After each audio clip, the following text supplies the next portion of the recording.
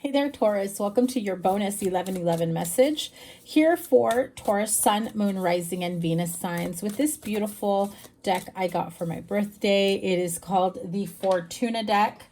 Not sponsored, but if you're interested, it is absolutely gorgeous. Thank you guys so much for being here. I appreciate each and every one of you so much. So let's see what your bonus 1111 message is for my Taurus friends here. What's the good stuff? What are the blessings? What can Taurus expect, anticipate, have to look forward to? Six of Cups. Four of Keys is the Four of Swords here. 10 of Candles, which is the 10 of Wands. The Seven of Candles, Seven of Wands. Another seven with the Seven of Keys. That is the Seven of Swords. And another four of Cups. The Tower card. Two of Pentacles, which is the Two of Talismans. And another two. Okay. 44, 77, 22. So those numbers could be of significance to you. Could be the years you were born. Could be address, phone numbers. Could be your ages. Difference between the two, I don't know. Maybe you were born in 77. Okay, so your major arcana here is the Tower card. The Tower card is saying that, you know, it's illuminating what you've been avoiding at one time or another to have to deal with, to have to work through, to have to face. There's been this fearful energy of having to really work through certain things that you've avoided to you know, look into, to work through, to pursue. If you've been avoiding certain work on yourself or a situation, if you've avoided opening up your mail, if you've avoided certain things that can feel very stressful, there can be an imbalance that comes out of it. And so when the Tower card comes in, it's forcing you to really deal with the things that you've been failing or avoiding to deal with, right? I do feel like there is a lot more than you have really been facing or fearing in situations like this. And sometimes the fear builds up within you of things falling apart, of not, it's like ignorance is bliss for some people, can sit in that energy. It's like you'd rather not know. I don't want to face it. I don't want to think about it. I'm going to live my life as though I don't ever need to think about or worry about or wonder or act on certain things. However, the universe is now here to, you know, take away your safety net, get you out of your comfort zone, face things head on, because if you're holding on to something that feels very comfortable and safe and secure, even if it is not for your best interest, the Tower card will make it all fall, will make it all collapse. And what happens after something falls and collapses? Well, then you rebuild. You rebuild it in a much stronger way. You have this sense of experience and well-being. And for some of you, that feeling of, I guess it wasn't as hard as I made it out to be. I guess it wasn't as scary as I thought it would be. The Six of Cups here with the Four of Keys and the 10 of Wands, which is the 10 of Candles here. You know, again, there are things in your life that you've been avoiding to deal with. Some of you feel like you have to keep busy, to keep your mind busy, to avoid dealing with, you know, inner child wounds or, you know, hurtful situations, relationships, experiences that you've had in your life, closing out karmic cycles, especially if there's been a relationship that has had to come to an ending. And a karmic cycle isn't just a relationship. It can be a, you know, karmic cycle in your life, a lesson that needs to be learned. And so if you've ended a karmic cycle of sorts here in your life, whether love or personal, emotional healing, growth, or even in your job, in your career, things that you've avoided. I'm hearing someone here has avoided the spotlight, has avoided putting themselves out there for fear of being judged, for fear of ridicule. And that feels like it's an inner child wound for some of you, because maybe when you tried to speak up, you were maybe told to be quiet. Maybe you were told to be silent. Maybe you were told you don't know anything. You're just a kid, things of that nature. And so it really wears down your confidence, your self confidence within yourself, your voice, how you present yourself, having confidence with, even how you come to conclusions with certain things that you've experienced or that you've learned, right? So the Seven of Wands, the Seven of Swords. Now, I get this feeling of someone here having learned some poor habits or behavior, and then because it's what you've learned, as in it's been normal and natural in your upbringing, it's been very difficult for you to even deal with or heal or come to the realization of, this is a bad habit I took on. Because then it's kind of like you need to face the realization that maybe that learned behavior came from a parent, a relative, someone of higher authority that you really looked up to. And again, when you have someone on a pedestal and then you have to make these realizations of people, and it leaves you in this feeling of, okay, maybe people aren't all that I played them out to be in my mind. So you could be experiencing like this sudden realization, this sudden downfall of your perspective of how you viewed someone, how you looked up to people. And for some of you, it's you looking up to the wrong people, right? And I feel like it's happened a couple times or more than once in your lifetime. And so I feel like some of you have had to come to the realization that, okay, I need to trust myself more clearly, and I need to not just fall for the first image or words or whatever it is that they're saying to help, to make you believe them. Believe in yourself before you believe in others, okay? Because I feel like if you're looking for someone's validation or approval, especially in love or relationship, I'm hearing for some of you, if you grew up in a family unit or with the example of commitment or long-term relationships or marriage, like men are not meant to be in committed or loyal relationships. Men are not meant to only be with one person. I'm hearing that very, very clearly. It's like they justified their poor behavior. They justified the infidelity, the oh, sorry if you grew up in this type of energy, the infidelity, the abuse. It wasn't just with their partner, right? And it's not just on men, guys. This isn't, gender specific. It's just what was coming through. So if you had that feeling, I mean, because it happens for some people too, where the mother or the mother figure is the one who's unfaithful, right? So it feels as though if there was someone that you really looked up to and you didn't know what right from wrong, you're a child, right? How can you be expected to know right from wrong, to teach yourself that? You are taught that. We do have that inclination of what feels good and what feels wrong. That's that inner knowing, and it's very strong as children. However, we are molded and we are taught and we are being told certain things and how we adjust and acquire to certain lifestyles around us. So I feel like it's been a series of realizations for you that maybe what it truly means to be a good man, a good father, is to be there for your children, is to be more loving, nurturing, and caring, is to be more supportive, is to be a faithful partner.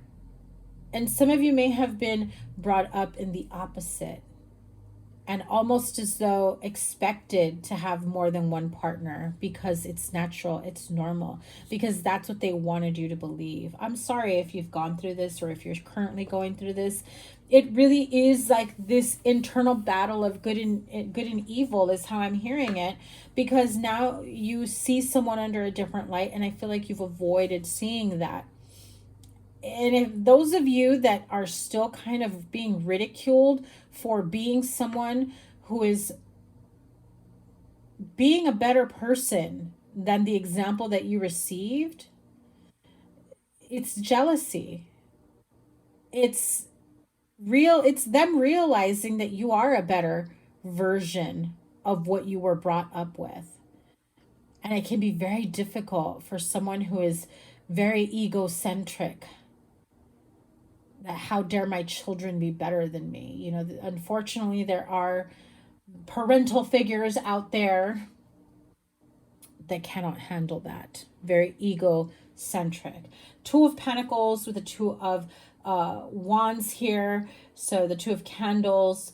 You know, this is juggling between two options, two choices. And again, the battle between good and evil. You have the Tower card. Things are being illuminated here for you. What comes next? The Strength card and the Princess of Keys. That's the Page of Swords. With the Strength card, clearly like clarifying to you, you are a better version of the example you grew up with. Maybe it doesn't need to mean parents, okay? But the example of the person or persons that you grew up looking up to. This could be neighbors, friends, grandparents, relatives, even someone in, you know, I'm hearing even some of you that looked up to specific celebrity couples and relationships. And you're hearing how, like, wow, even they had problems. I thought they had it perfect or whatever, you know? And it's like this rose-colored glasses version of what you looked up to, and now realizing that, wait a minute, you do have more to offer. You are a better person. You are much more grounded and stable. And for some of you, without even realizing it, you are a much better version of what your example of what you expected or should be, right? You are a much better version of that. So if you haven't heard that at all, it's coming through loud and clear. Spirit wants you to know. You're a better version of that father figure. You're a better version of that mother figure. Your marriage, your children are a better version of what you grew up around. It's so important for some of you to hear that, because that is something that's going to help heal your inner child wounds that are associated with that, right?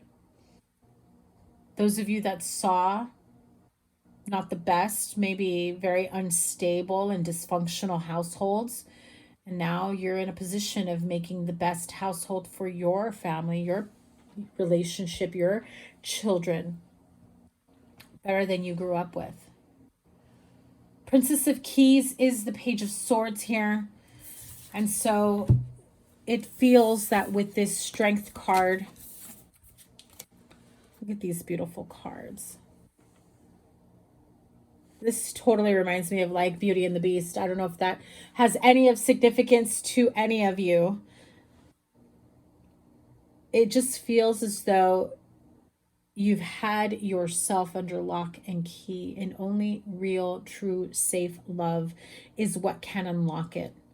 And so if you've got people around you giving you more than their 2 cents of, you know, what you're doing wrong in your life, in your relationship, in your partnerships, and whatever, how you're raising your children. Page of Swords is really saying, listen, don't let that absorb that energy. Don't absorb that energy. You can listen to them. Well, you can let them hear themselves talk all they want, but you don't have to absorb that message, that energy. I do feel like you're ready to kind of, well, not kind of, but I feel like you're ready to just cut that part of your life out and detach and pull back from allowing them to have any type of influence over your life or your decisions. What is the outcome for my wonderful Taurus here?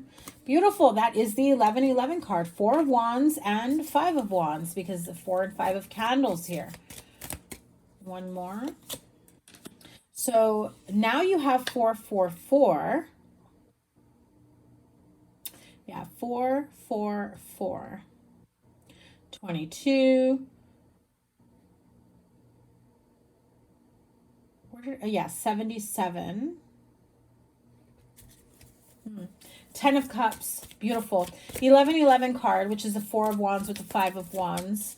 You know, at some point or another, you may have felt like the odds were not in your favor. feeling as though no matter how much you fought to have the beautiful life, relationship, family life, career, home, household, what you bring to the table in a family structure situation, I feel like you maybe were up against some really tough odds, but you're definitely overcoming the odds here. Love, union, reunion, wonderful relationships, 10 of Cups, emotional fulfillment. Again, some of you really needed to hear that you are a better version of whatever example you had growing up. You've broken generational curses. You've vowed to have a better upbringing for your children. You've vowed to have a better marriage partnership, that you never allow someone to treat you the way you saw others being treated, or perhaps your past experiences, how you had been treated in the past, or vice versa, right? 10 of Cups is that overall emotional contentment. I'm hearing it's an abundance of joy, love, and happiness, and emotional fulfillment that you have within yourself, with life, with your children. Even those of you that could be single parents, it's like it doesn't even matter, because the joy that your child brings, or your children brings, you just feel so happy and joyful and free, that all the, excuse my language, but all the bullshit you had to endure and deal with, and I just feel like if you were the one that you knew grew up in the wrong, and you left a trail of broken hearts, or bad connections, relationships, I just feel like you're doing everything you can to really make yourself a better person. I do feel like you're making those promises to yourself to be the best version of you moving forward. One last card. The Chariot. Beautiful. Look at that gorgeous card right there. Success. I mean, imagine the Chariot riding through the moonlight. It's like that victory lap after you know that you've made it to a point in your life that you never thought you would. I don't know why, but there is someone here. I'm getting this message that there is someone here that never even thought that they would make it out alive of their current situation, or what their upbringing was. Maybe you were brought up in a really rough neighborhood, or there was you witnessed a lot of abuse. But looking back at that, if you can talk to the child version of you, Taurus, what would you say? What would you do? How would you do things differently? This may touch a few chords here. This is not for everyone, but I do feel that there's a Taurus here that at one point in their life, they really wished they could have ended it all. That's what I'm hearing. Okay, so the beautiful card of the Chariot is really letting you know that there is victory and success. Like, this isn't just one victory lap. This is, so much to look forward to. That you've come a long way, that there is much to be proud of and celebrated, that you've made it. I mean, I'm going to say it. It sounds like you're even shocked or surprised, because I'm hearing you made it out alive. Some of you fled countries, your upbringings, families, abusive relationships. But I mean, Spirit is really highlighting you made it out alive. You made it out in one piece. You made it out in with a much better outcome than you could have ever imagined. Congratulations, Taurus. I do feel like this is a very promising reading for you, to reassure that the steps that you have taken to really elevate your life, yourself, to grow, to heal, it's not for nothing, Taurus. You've made it. And there's more out there that will bring this amazing amount of wish fulfillment for you. If you're not feeling like you've reached it yet, You're about to. Okay, Taurus, this is a beautiful message of hope and accomplishment and healing. So I'll leave you with that, my Taurus friends. Thank you so much for being here. Remember to give it a thumbs up, like, share, comment, and subscribe. Your playlist is here, whatever other reading I have for you here. If you're not following me on Instagram, I am at Virgo Angel Tarot over on IG. And to book a personal reading, the link is in the description box down below. I only open up a few slots throughout the month, so you want to grab one of those appointments while you can. If you're not seeing any appointments, just check back on a weekly basis if you can, or like I said, follow me over on Instagram and I will let you guys know when I open those slots up. Have a great rest of your month. Take care. Bye.